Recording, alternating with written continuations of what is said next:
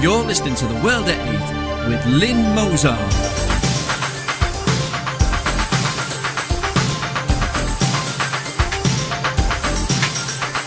The World at 8, the number one in nationalist news. Highlights of the news today, Friday the 11th of July 2014. UK Supreme Court Justice says Christians should marry Muslims as a way of tackling Islamophobia. Politicians making it up as they go along, says head of RAF as he attacks indecision. Belgium needs a Homeland Security Department. Spanish police conducting 368 investigations into Islamist terrorism. Islamist plot to blow up Eiffel Tower, Louvre and nuclear power plant foiled, say French police. Soldiers raid Nigeria's Abba Central Mosque, arrest Imam and others for making bombs. IDF official, Hamas embedding itself in schools and hospitals. Thought for the day, how do I put this without offending? And finally, 2 for 1 day Friday.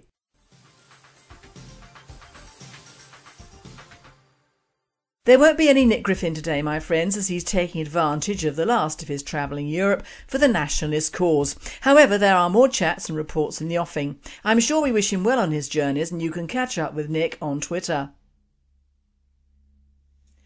UK news. UK Supreme Court Justice says Christians should marry Muslims as a way of tackling Islamophobia. Lord Scott, a former Supreme Court judge, cited his own family, in which 2 of his 4 children married Muslims, as an example of how interfaith families can thrive. The peer, who sits as a crossbencher in the Lords, made the comments during a debate on how to improve relations between the Muslim community and other faith groups in the UK. He said, "Of my 2 sons, one has become a Muslim, and of my 2 daughters, one of those has become a Muslim, and I have 12 lovely grandchildren, 7 of whom are little Muslims." He added the family relationships since those events took place have been as happily familial, as close and as good as any parent or grandparent could wish. I do just wonder that if an improvement is needed between faith groups, one way of promoting that might be to encourage interfaith marriages. Responding for the government, Baroness Vorsey said it's important that we allow people to marry somebody of their choosing, whatever faith they belong to, and that's why I'm incredibly proud that the government has done so much work on the issue of forced marriages, including criminalising a practice which should have been criminalised a long time ago. World at 8. Well, if you can't get them one way, get them another. Lord Scott may be okay with this state of affairs, but I know of quite a few intermarriages between Christians and Muslims that have not worked out so well. Perhaps it helps to marry rich, but then money covers all, doesn't it?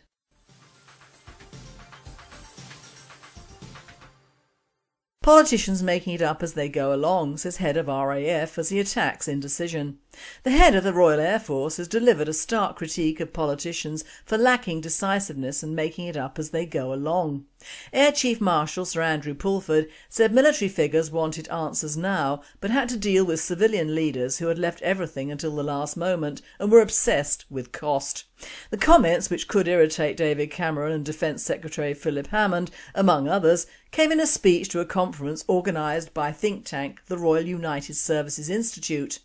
Sir Andrew, Chief of the Air Staff, told the event in London that the RAF's core function was to look after the airspace of British territory. That simple answer to what we are for is why so many governments take the easy way with the air forces, he said. Look at how many air forces in the world simply do that. They do the non-discretionary. It's that further ambition that really puzzles us. That balance between what politicians might want me to do and how much they want me to pay for it, and how much time and effort and resource they wish me to invest in it. That has always been the way, that balance between politics and the military.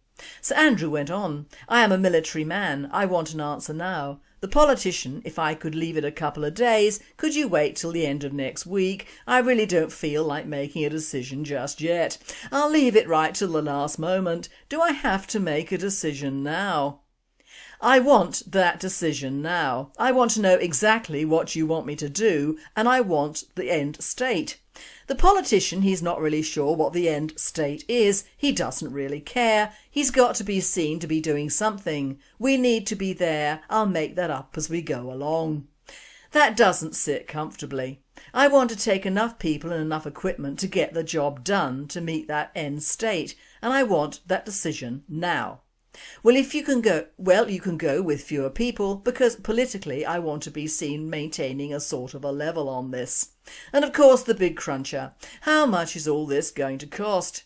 I don't care about the cost. I need the resource, the people to get the job done, get the end state in the timeline. We are trying to balance that political ambition with my need to explain to the politicians, if you give me X, I can do Y. World at 8. Well, it sounds as if Sir Andrew Pulford has set his retirement date and now feels free to speak the truth about his bosses.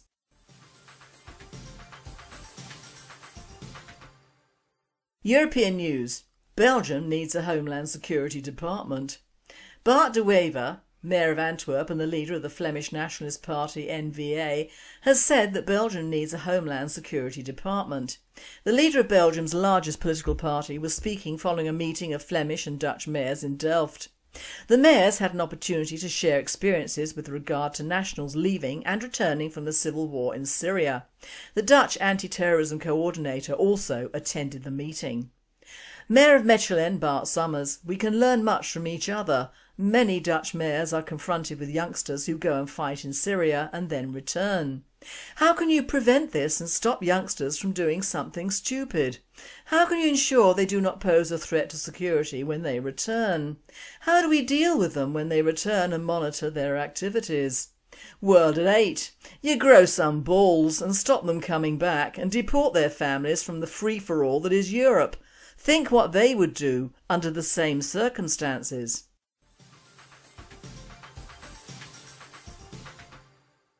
Spanish police conducting 368 investigations into Islamist terrorism. Right now there are 837 terrorism investigations underway in Spain, of which 368 involve Islamist groups, according to counter-terrorism sources. The Interior Ministry considers that the risk of new Islamist attack in Spain is high, and the government has activated a level 2 alert because of the probable risk of an attack. On March 11, 2004, Islamists blew up several commuter trains in Madrid, killing 192 people and injuring 1,858. Before that, in April 1985, another Islamist bomb attack killed 18 people at a Madrid restaurant. World at 8. The one in 2004 led to a change of direction in an election, so the Islamists proved a point. You can get anything if you bomb a European country, but you cannot be held accountable.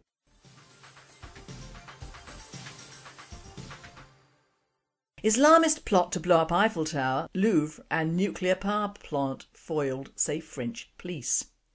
An Islamist plot to blow up the Eiffel Tower, the Louvre and a nuclear power plant has been foiled, according to French police. Officers stumbled on the plans, made up of a series of coded messages, between a 29-year-old Algerian butcher living in the south of France known as Aliem and a high-ranking member of Al-Qaeda in the Islamic Maghreb. The members of Al-Qaeda was known online as Roudain 18. Le Parisien newspaper reported that in April last year, the married father of two was contacted by his Al-Qaeda contact.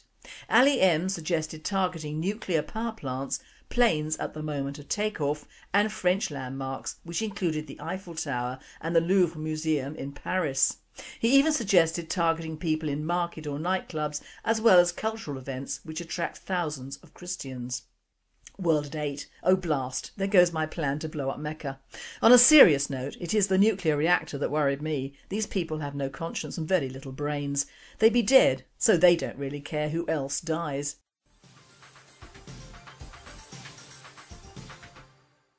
World news. Soldiers raid Nigeria's Aba Central Mosque, arrest Imam and others for making bombs. Soldiers in Aba on Sunday carried out an early morning raid at Aba Central Mosque and the residences of some of the town's Muslims. They arrested the chief imam of the mosque, Idris Bashir, his deputy, Mohammed Hassan, and 11 others over suspicion of stockpiling guns and planning to manufacture bombs. The chief imam informed Premium Times over the telephone that the soldiers came to their area at about 2 a.m, where they arrested 4 persons at the mosque while he and the others were picked from their houses. He said the soldiers in their raid saw some bottles of chemicals at the science laboratory of the school and accused the school officials of using them to manufacture bombs. The chief imam said the major concern now was the fate of 2 of their colleagues who had been moved from Asa, where they were initially kept, to Ohio. Soldiers had last month arrested 486 northerners travelling through Abia State to Port Harcourt, Rivers State. Many of them were eventually released after being detained for weeks, while the military said it was still investigating others. The House of Representatives had on Tuesday rejected a motion that sought to investigate and put a stop to the series of arrests of northerners by soldiers in Abia State. World at 8. Oh, poor things, detained for weeks, my heart bleeds. What sort of action do you expect from a hellhole like Nigeria, which is becoming mainly Muslim? Probably paid off the soldiers with the schoolgirls.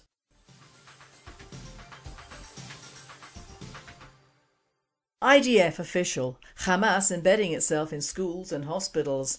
A senior IDF official has told Arutz Shevia that the army has no choice but to launch a ground offensive into Gaza in order to stamp out rocket fire on Israeli civilians, because Hamas and other terrorist groups have embedded their military infrastructure so deeply into the civilian population that it is impossible to reach via air power without causing massive collateral damage.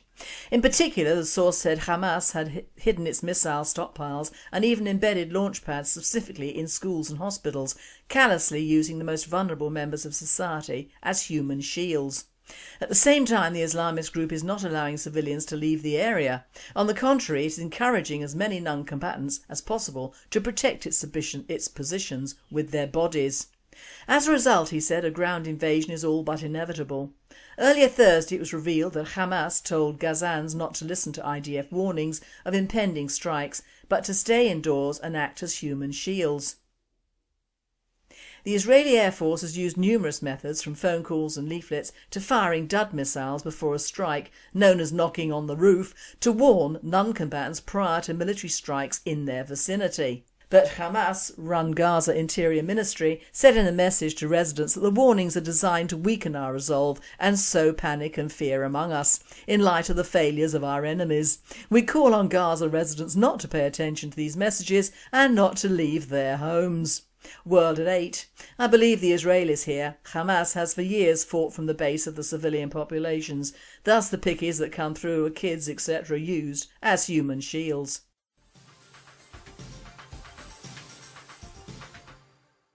Thought for the day: how do I put this? How do I put this without offending someone? Well, I don't, so probably will. You can't please all the world all the time, so here I go on a Friday wail. In the media this week was a fact that our British employers are hiring foreign labour because not only are they cheaper, but the English equivalent is almost illiterate. Now there is a surprise, and the CK plan is even more well implemented than I thought on an endemic level, that of work and employment. Of course, give me the first 5 years of a child and I give you the man has been adopted, adapted and improved on a national curriculum level, the likes of which the Western world has not seen ever. In the golden days of old, there was a choice of schools for most people of most incomes, and indeed the old village schools and inner city council schools were better run and better attended than nowadays by people who did not have 2 cars and holidays, but poor souls who had barely enough to eat and wanted their children to do better than them. It wasn't a perfect world, where bad things happened to good people and good things happened to bad people, but it was better than the nanny state we have now, where sexual abuse is considered the worst thing possible when it was committed 40 years ago by famous white guys, yet the continual sexual abuse by foreigners still being perpetrated throughout this country today on our young girls has been swept under the diversity carpet. And the government spend millions of pounds in investigating Hillsborough, which was a perfect storm of unruly people, bad policing and just too many bodies in one place at one time. Nasty things happen. They cannot all be accounted for or explained or even justified. They are acts of God. It doesn't make them acceptable, but one has to accept the finality of certain happenings, and as the old saying goes, stop raking over cold coals. There is so much more we should as a people be worried about, and this employing foreigners because ours are no good is something that has slid under the radar. It has been investigated and of course we have been found wanting. That is, several generations of our own young have been, and we take this without a murmur. or a whinge. The education in this country used to be the best in the world, rather like our shoemakers. People from other countries used to buy our shoes, as indeed we did. Nowadays we buy from China, a people not known for their perfect leather, metal lasts or even good shoes or boots, but more for the bound foot look of small round feet and no left and no right. So you see, our standards have flopped even over shoes. So God help our educational standards. But one must admit we do provide a free and reasonable education for the millions of migrants in this country. They could do no better than us for providing their children with a well-rounded education and a sense of their cultures and history, whilst of course ignoring the British or English culture because it would upset them. It is this reason why British education is not up to scratch anymore for us and our progeny. At least not in the state sector, which of course is heavily diversified and indoctrinated in upholding foreigners' children's sensibilities whilst totally ignoring English kids, who frankly do not stand a chance in between the black culture and the Islamic culture. Which to choose? Oh joy! By the time little Damien from a single parent family on an estate goes to school, he'll be well diversified from the TV and Xbox games to believe that this is not a white Christian country anymore, and that in fact he is to blame for everything that has gone wrong with the world and England in particular, and that he has no hope of ever getting a job because he will, like many of his ethnic pals, live off the state or do drugs or booze or something that brings in quick money. Whilst attitudes will clash, certain parents who think that while they go on holidays, have homes kitted out with home-based stuff and drive several cars, the state should provide them with a free education for their offspring. So God help the teacher who tries to install in little Damien the right to work both at school and beyond. He or she will be met by a raging parent who thinks that dim Damien is being educated beyond his means. Whilst this is going on, the Chinese, Indian and Muslim kids are being told to work their backsides off so that they will be able to send their kids to our private or public schools in the future. They will also take the top professional jobs because this is the only country in the world that promotes ethnic youngsters over its own. And now this is showing in the stats of employers and illiteracy on a large anti-white scale. Of course, if we hadn't had massive immigration into Britain for the last 40 odd years, this particular problem would just apply to the British and West Indian descendants. That would comprise not entirely, of course, of the sink estate and beyond reach white retards and a vast majority of the displaced West Indian kids who bring their culture and drugs to the fore in place of being taught. Gangsterland in short. No, I'm not saying that all West Indian descendants drop down to this level. Many make the professional classes, but you have to admit many more of them are helped more than our own white youth. There are quite a few black charitable organisations just for blacks, because apparently the British haven't been helping them out for hundreds of years before. Well, we used to put kids up chimneys, work them to death in mills and factories and workhouses, and those that weren't hanged for stealing loaves of bread were shipped off these shores to Australia and Americas. So no one can say we've treated our own poor youth well at all. It is with this record that we have apparently taken on the mission of educating the rest of the sodding world in our schools and universities, to the detriment once again of our own children. And it is a crime against humanity that our own greedy employers, well versed in diversity, are allowed to get away with this statement without a public outcry. But they will. Poor old Michael Gove is struggling against the EU and the plan to bring back a choice in schools, but he'll only succeed in giving foreign children, whether born in this country or not, a better educational choice for their parents. Our white poor will still be left out, only this time not because of lack of money or position, but lack of sheer numbers of them. All our state schools are heavily attended by a vast majority of ethnic children, and this number will increase day by day, month by month, and year by year. Gone are the days when parents sacrifice to send their kids to private or public schools. All expect the state to carry the burden of future generations' literacy and knowledge. One of the many ills that immigration has brought to this country are the rules of diversity. Look after foreigners first and your own second. You cannot make a child learn, but you can provide it with a class full of its peers in culture and religion, good impartial teachers and the will to learn. In the bad old days, if a youngster wanted to get on and learn, even a bad state school couldn't stop him. There were standards that everyone adhered to, without the pressure of diversity and the alternate alien cultures within his classroom. Kids go to the highest bidder, especially without guidance, and how can you teach a class the English language or writing when 90% of that class are foreign and cannot speak English and only speak their own language in their homes? You tell me. This means without proper supervised homework from an early age, by the time these kids are teenagers, many will not be able to write a letter, spell correctly, or even carry on a conversation in English as it is spoke. They will be without any standards of behaviour because that isn't on the web, a mobile or a tablet, or indeed the celeb culture, which has replaced ambition and hard work. In short, without some sort of shifting in this country back to standards and innovation, our grandchildren might as well be sitting outside a mud hut, smoking the ganja or worse, pimping out their sisters or running a taxi rank. In short, we are turning our own into ethnics and turning ethnics into our own. And this is not a good way for the future, although it may be all in the plan for the UK. Most parents are too lazy, too self-absorbed or too frightened to make a point, because they have to give little Damien or Esmeralda their space to be their own person. Now, no good ever came of allowing a kid to be their own person, because a person takes years to form and ambitions and hopes are something to achieve. However, we are not strangers to this, and we are allowing millions of foreign children, whether from Europe, Africa, Asia or Arabia, to take over our children's inheritance, both educationally and financially. So what would you rather happen? Nothing or something? Can you make a difference? Can you turn back the clock? For the sake of future generations, I sincerely hope so.